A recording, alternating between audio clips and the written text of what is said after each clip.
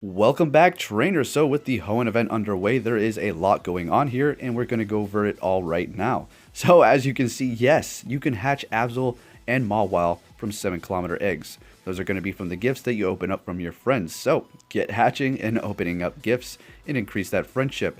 And hopefully you can get yourself a good IV of one of these, because that's quite nice, because previously you were only able to get these in raids. So there you go. Alongside Mawile and Absol in the 7-kilometer eggs are going to be Anorith, Beldum, Feebas, and Nincada. Now those aren't the only ones that are going to be hatching, but those are the newer additions to these 7-kilometer eggs that are going to be coming from your friends' gifts. You're also going to be able to find Shiny Zigzagoon and Tailloot in the wild, so good luck on that as well. We're also going to be evolving a Breloom to get the new move Grass Knot, and taking a look at that and doing a little comparison to show you how 100% IV, 0 IV, doesn't really matter for PvP too much whatsoever. They're doing the same amount of damage. And taking a look at all the new raids. Let's go. So let's go ahead and take a look at all the new raids that we have going on here, because it's quite interesting, including a METAGROSS. Yes, that is right. You heard me correct. So this is going to be from the Silph Road. Very nice put together chart here. Color coded to show you how difficult it's going to be depending on how many players that you have going into that raid. We're going to start off with the tier 1 raids. First we have the Wingull, which can in fact be a shiny. And then we have a Plusle and Minun. These are actually going to be quite good for the Great League. Give them a shot. They're kind of tanky little things and can hold their own and give off a good amount of damage. And they do have good movesets as well. And then we have the Shuppet with a shiny variance, and then a Duskull. So basically everything in the tier 1 raids can be a shiny. Next up for the tier 2 raids, we have Groudon, which is going to be something you may want to hold on to, because Sceptile is going to be a great community day when that does come around. Then we have Combustion, and another one you're going to definitely want to save, and then Marsh Stomp. So like I just said, you're going to want to hold on to all 3 of these Pokemon, because they're going to have the community days and all of them are going to be just fantastic. Then we have the return of Kirlia, which I know a lot of people are going to be happy about because they are obviously super rare. Having them in the raids is just nice, so you can get yourself a good IV. Then you have the shiny Sableye in the tier 2 raids as well. And then we have the Mawile, which you can also hatch out of the 7-kilometer egg, and that is going to be in a shiny variance also. On to the tier 3 raids, we have Lunatone and Solrock. Now, personally, me being out grinding all the time, I catch quite a few Lunatone and Solrock, so this isn't that exciting, but maybe for some people, you've never even entered them into your Pokedex, so there you go, hit up that raid and you have them. Then we have the Groudon at a level 3 raid, being a water and dark type. That should be fun to solo, fairly simple as well. So I can't wait to give that a shot, although I'm not too excited about the tier 3s anymore, because it's all about soloing those tier 4s, right?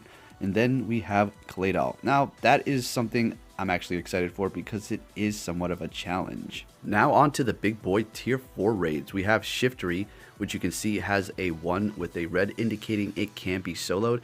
This is going to be 4 times weak to bug types, being a grass and dark type. So personally can't wait to go out there and take care of business with one of those. Then you have Aggron, which cannot be soloed. You can duo it, pretty difficult, not really anymore because of the increased super effective damage, so should be simple enough. Then you have Absol, as well as in the 7-kilometer eggs, so if you don't want to hatch them, then go ahead and hit up the raids, see if you can get yourself a shiny. Now, as you can see, that beast coming up the first time ever in raids, that is going to be METAGROSS. Now this thing cannot be soloed, not whatsoever, no matter what kind of weather you have, but as you can see, the Absol can. So can't wait to give this METAGROSS a try. It's even going to be difficult with 2 people, and I already have somebody in mind that I think I can duo this with, actually several people, so we'll see what happens here.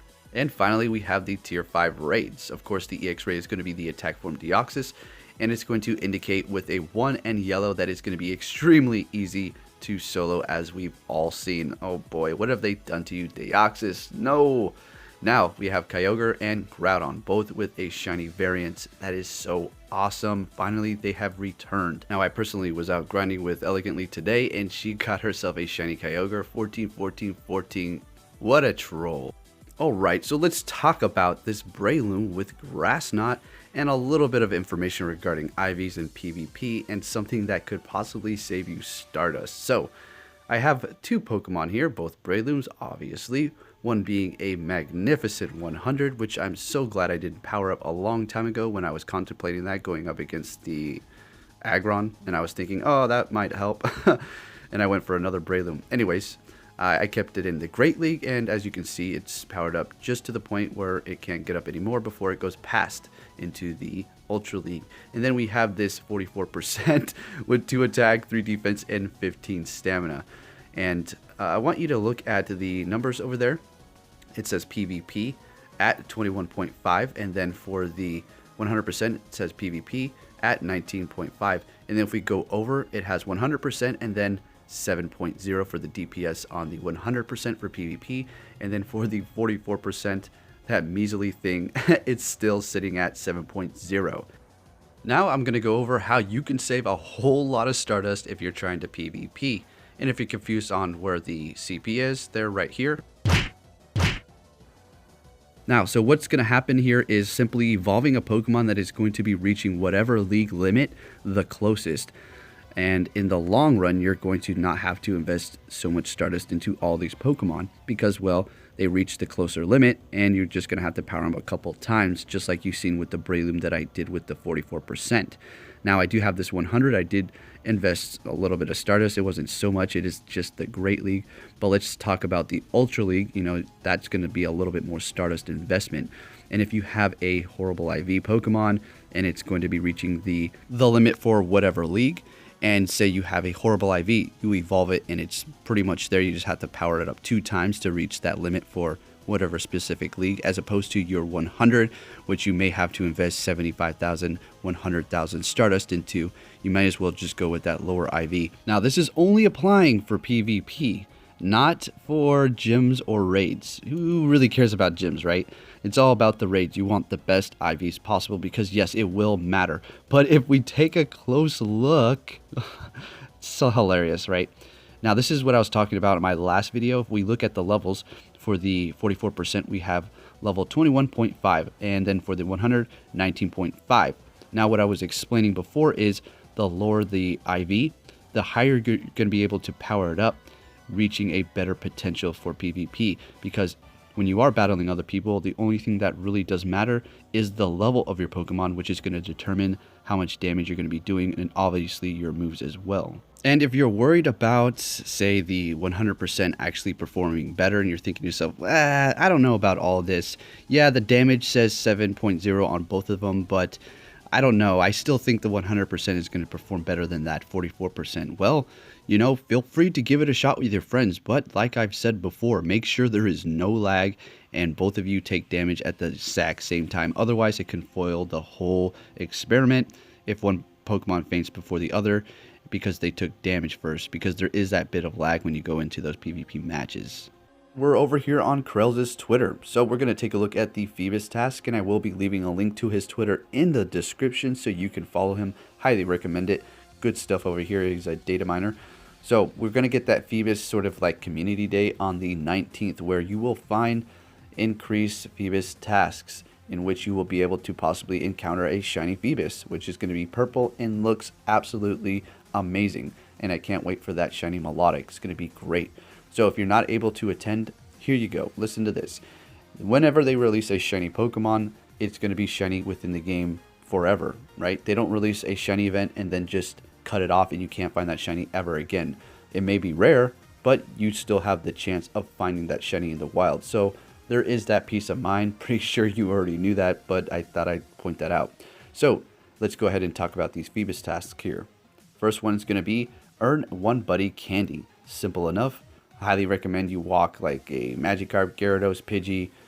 Personally, I walk my Staraptor, not for this specific reason, but I just, and if you're wondering what's with you in the Staraptor, I just got a little thing. That thing is awesome. Really like that Pokemon. So just walk up Pokemon that has low kilometer distance for that candy.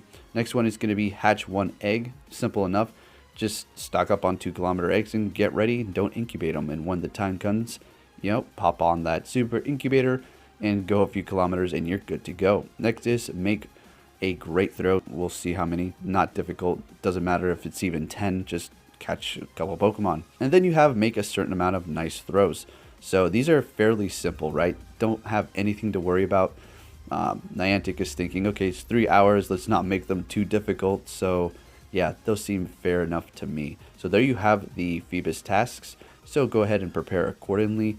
probably the best one to do, obviously, is just hold on to those 2-kilometer eggs and get ready. And then we have this nice little diorama of the new research tasks made by LeakDuck, which I will also have a link to their Twitter in the description. First one is going to be catch 10 Zigzagoon or Tailoo for 1,000 Stardust. Evolve 3 Rumple for a Trapinch, and I feel like that's a hint towards something if you know what I mean, but who knows. And then also this might be a hint too, hatch 2 eggs for a Nosepass. New Gen 4 Pokemon incoming? I don't know. And then you have their nice shiny variances there at the bottom. And let's go ahead and wrap up this video by taking a look at the new clothing for Team Magma and Team Aqua. So we have a bandana here, our matey. It's okay. The front end just looks a little funny for me, so I'm just going to pass on that for now. But hey, do what you got to do. So I am taking off my hat because when you do put on the Team Magma hoodie, the hats protrude from the back. It's absolutely ridiculous. Like, can they just, you know, make them even? I don't know. And then you have the reverse Where's Waldo. Not bad, not bad.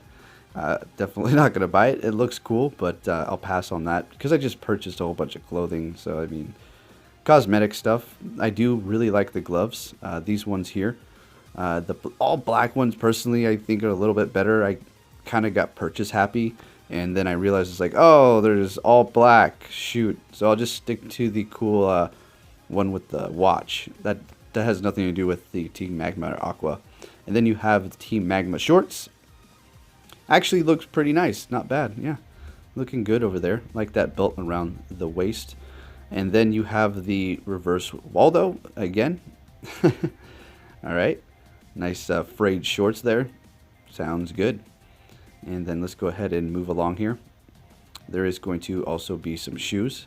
And we have some boots here, which actually I didn't even know they were in the shop because I was out raiding. And I kind of took a little bit too much time browsing in the cosmetic section here.